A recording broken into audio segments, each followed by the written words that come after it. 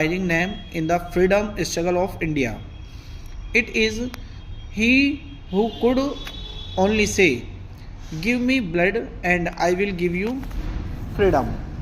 And people of all castes and communities came around him to shed their blood. So dearly they loved their leader and had so much of unflinching devotion. Subhash Chandra was born at Kotak in Odisha. His father Janakinath was a famous lawyer and his mother Prabhavati Devi was a great lady. Subhas was a meritorious student. He was admitted to Presidency College, Calcutta, but he was rusticated from the college. He often protested his English teacher against his remarks about India. Sir Asutosh Mukherjee took up the matter and Subhash Chandra was admitted to Scottish Church College and took his degree in philosophy, securing first class on second place. He then went to London to complete the ICES examination and secured the fourth place. Simultaneously, he received Trip's degree in philosophy from Cambridge University.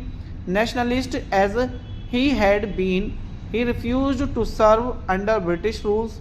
Then he joined Indian freedom struggle under Mahatma Gandhi as an assistant of Deshbandhu Chittaranjan Das and courted imprisonment several times. He lost his health, but the dauntless leader never stopped.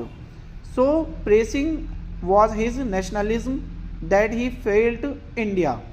During the Second World War, he went to Germany and then to Singapore.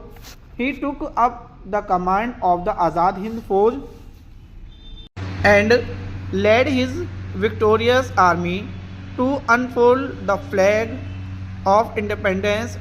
India is Andaman and Nicobar Island, Kohima in Nagaland, Manipur, but with the defeat of Germany and Japan, the victorious army of Azad Hind Fauj had to retreat, but their valor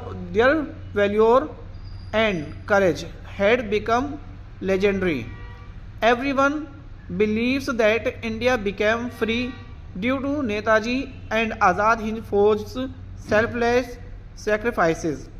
Death story of Netaji has no proof. Therefore, a great section of people believe that he is still alive.